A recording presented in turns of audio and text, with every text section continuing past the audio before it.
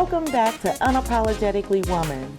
We're celebrating phenomenal women all across Kentucky who make no apologies for their perspectives or the impact that they're making in the community. Today we're celebrating Leslie Evans. Leslie is a mom, an entrepreneur, and she's the owner of Mix It Up Mobile Concessions. Unapologetically Woman, Leslie Evans, that's you. Congratulations. Thank you. I appreciate it. How did you get into concessions? So I started off doing concession because of my children more so. We started Mix It Up Mobile Concession in 2019. And we started off with 2 machines, a popcorn machine and a snow cone machine. And it snowballed into countless more machines. We added some inflatables and a lot of other things like a food trailer. So we're getting big, we're growing. You're growing. Yes, ma'am. And so what was the vision behind this? Did you set out to be an entrepreneur or did you kind of fall into it? I fell into it. For starters, I would rent from other places every year and my son's party. And I just decided that I'm going to just do it on my own. I got tired of paying other people money, and I was like, I can be making some of this money, putting some money in my pocket. So I searched online. I found an inflatable that was in my price range, and I started using it. And then other people started inquiring about it and wanting to purchase it, and it snowballed from there. Wow. So being a business owner for you, how does it feel to be in that space where you're kind of your own boss? It feels good. You know, some days. Wait a minute, I said kind of your own boss. You are your own boss. Well, thank you. I appreciate it. It feels really good, to be honest. I get to decide whether I want to sleep and have a day of rest, me time, and I get to decide whether I want to go out and just hit the ground running. So it's a really good feeling. To be able to do things and you know that you're doing it for yourself. And, right. And you own that. And my kids. Mm-hmm. You tell me about your kids. So I have a daughter, Delia Young. She's 14 years old. She plays the clarinet. She's a really good student, AB student. I have a son, Demarius. He is 12 years old. And he's a really good student as well. I also have a daughter, Devea Young. She is 6. And she's great. She's very opinionated, and she has a big personality to be such a small kid. And I have Sean, and he's my baby, our baby of the bunch. He's 1, and he is rambunctious, very opinionated. And you're gonna do what he says. We cater to him. Way. Yes. Everybody caters to him. Exactly. And so when you're talking about your children, and we take a step back and we look at how you came up and some of the challenges that you had on your journey to be where you are today. Right. When you were a young teenager, you found yourself in foster care. Yes, ma'am. What happened with that? So some tragic events happened that led me to be in foster care.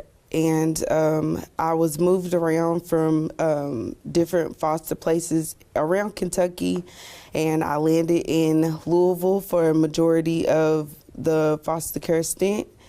And I went on to, well, for starters, I made pretty good grades throughout my foster care life, I should say. I lived with a bunch of different people, a bunch of different homes. I feel like I was always a pretty good kid.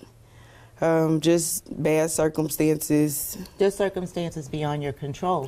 Pretty and then much. You aged out of foster care when you were 19 years old, and then you moved back to Lexington. So I stayed in foster care for, I could have aged out at 18. But I stayed for another year. I got into independent living in Louisville, and they kind of teach you how to be an independent adult, to get out there and kind of hustle. I got a job. I was able to save up money in the independent living program.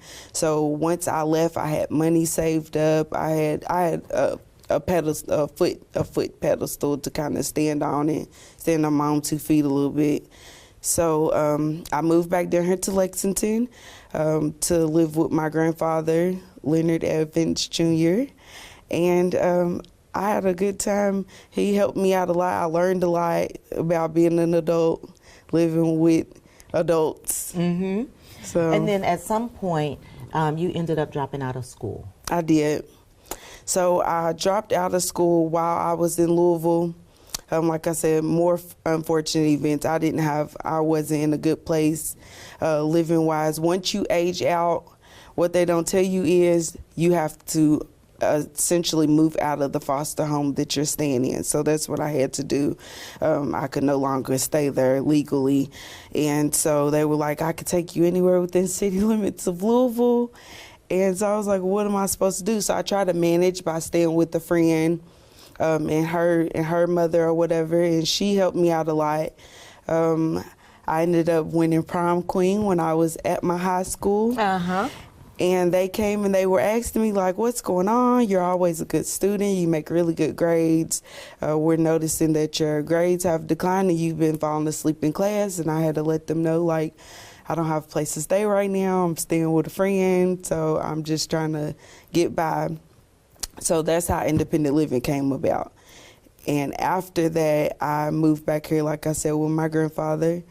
And he helped me kind of get on my feet, helped me out financially. And then you found Community Action Council. I did. That helped you obtain your GED. I did. I came and I got my GED. I was in the Young Builders program, and they kind of help you do your GED and testing as well. And I was able to get it. So at that point, had you decided enough is enough, I got to take care of myself? Well, I had got pregnant with Dalia, and I decided if I'm going to make them do right in school, that I needed to go do right in school. I wanted to be a role model of some sort, and I was like, I got to get this done. I can't no playing around. Mm-hmm. And so you got your GED. I did. And kudos and congratulations Well, for that. Then what happened? Okay, so after I got my GED, I ended up coming to do the KTAP program at Community Action. I was over there on High Street. I got to answer some phones and kind of learn a little bit about being a grown-up in the grown-up world. Mm-hmm. I got to see a lot of faces that I still see to this day, and I got to meet a lot of really good people. And that was part of a job training to Right. give you some experience Correct. so that you could go on and do, what needed to be done, Right. For you and for you and for your children. Mm-hmm. And so when you look back on that now, how do you feel? It feels good. I'm glad that I made the decisions that I did. I feel like my life turned out pretty good. Well, of course, it had to turn out pretty good. Now you're a business owner. Yes, ma'am. Uh-huh. Brush off your shoulders. Yes, that's got to do it. I know. That's right. But you're also involved in other things outside of that business. Tell us Right. about it. So I co-own a nonprofit called African American Arts Association, and we specialize in just helping with the community programs for the kids, free programs, might I add. And we have a lot of different programs like basketball. We have Alpha Girl, creative thinking, and creative arts, creative writing. We have 2 dance teams led by Miss DeShera Bronston. I was getting ready to ask you if you were involved in that dance team or not. No, No I'm coaching? not. No, I don't. I'm not really good at dancing. I talked to her. I said I might need to take a few classes myself. Yeah, because I got 2 left feet. I might need to get in that dance session myself too. Right. So I co-own African American Arts Association with Joshua McCann. He leads your CDL program over at Community Action. Well, and after you have gone through all of those things, you came back to Community Action, and you did. enrolled in the CDL program Yes, to ma'am. get your certification. I keep coming back. You keep coming back. Why do you keep coming back? Community Action has a lot of good programs, and y'all offer the programs for free. So I'm not having to take a bunch of classes and be there for years to come. I'm able to get in, get out, get my certificate or certificate and come on out of her, and that's what I need.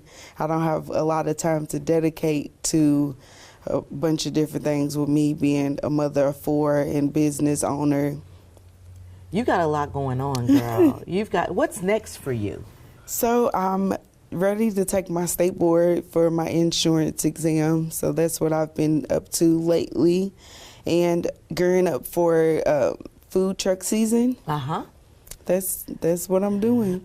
Well, the food truck season is just right around the corner, and I've been waiting for it. I'm so sick of the weather being cold and all of that. I'm ready to see the trucks back out again. Do you know of some places that you're going to be? I don't as of yet. I try to get jobs to pay me to come out and do a job. I don't have really the time to sit out on the corner day to day. I try to get paid gigs to come. I come in, do a few hours, and then I go home. So when you're not doing all of these things, when you're not being a mom and you're not at the art association and you're not dealing with the food truck, what do you do for fun? What do I do for fun? I like helping people. I like seeing other people have fun, to be honest. I know it probably sounds cheesy, but it's the truth. I like having parties from time to time and having over family, and we just have a good time, barbecue, do what we do, and everybody has a really good time. I also like to swim. Where do you swim? Are you a beach goer? I like the beach, but usually like the YMCA or some of the public pools around Lexington, but I like to immerse myself in water. It's my calm space. That's what you do for relaxation. Yes, I do. Self-care is important. It is important. And so outside of swimming, what else do you do for self-care? Not too much. I don't do much, to be honest. I need to do more, and that's what this year is about, doing more stuff for me. I've put everybody else first, my children, so now this year is all about me, putting myself first, being an unapologetic woman. Okay, look, and she flipped. Let's flip the hair. Yes. So, Leslie, for other young girls and young women that might be looking at you, because unfortunately, our state has a high number of children that are in foster care. Correct. What kind of advice would you give to young girls or young women about just persevering and... That's a good question. I would say keep pushing. Do what's right. Don't take the bad path, because it's not going to lead you nowhere good. Just do what's right. If you need help, ask for help. Don't feel like you can't ask for help. That was a big problem for me, not asking for help, trying to be too strong for my own good. But it's okay to ask for help. I'm learning that. So yes, definitely ask for help when you need it. Do what you can. Don't overdo yourself. Congratulations. Thank you so much. I appreciate it. You guys heard it from Leslie. Keep pushing, do what you can, and just take your time and get there. Continue to watch as we celebrate other phenomenal women just like Leslie who are working hard and making changes in our community. I'll talk to you soon on Unapologetically Woman.